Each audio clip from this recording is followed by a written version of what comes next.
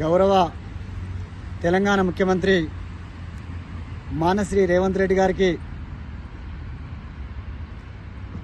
తెలంగాణలో ఉన్నటువంటి అనాథ విద్యార్థుల పక్షాన తమరికి విజ్ఞప్తి చేస్తున్నాం. ముఖ్యమంత్రి గారు తెలంగాణలో వ్యాప్తంగా ఉన్నటువంటి అనాథ పిల్లల్ని వాళ్ళ సంరక్షణ కోసం ఒక చట్టం తీసుకురావాలని చెప్పేసి తమరికి మీడియా ద్వారా విజ్ఞప్తి చేస్తున్నాం. ముఖ్యమంత్రి గారు అనాథల పట్ల చొరవ చూపెట్టాలని, అనాథల్ని కాపాడాలని సేవ్ ద అర్పన్ అనే నినాదంతో ఈరోజు ఈ యొక్క సమస్యను మీ దృష్టికి తీసుకొస్తున్నాం.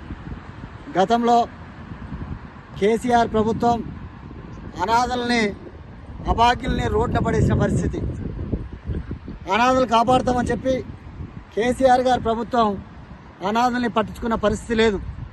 గత ప్రభుత్వం అనాథలతోని జీవితాలతో చెలగాటమాడింది.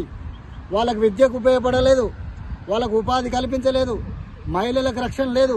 వాళ్ళ కనీసం అసెంబ్లీలో చట్టం చేస్తామని చెప్పేసి మాయ మాటలతో కేసీఆర్ ప్రభుత్వం మోసం చేసిందని చెప్పేసి ఈ సందర్భంగా గుర్తు చేస్తున్నాం. తమరి మీద నమ్మకం ఉంది, రేవంత్ రెడ్డి గారి మీద మాకు నమ్మకం ఉంది, అనాథలు కాపాడుతారనే నమ్మకం ఉంది.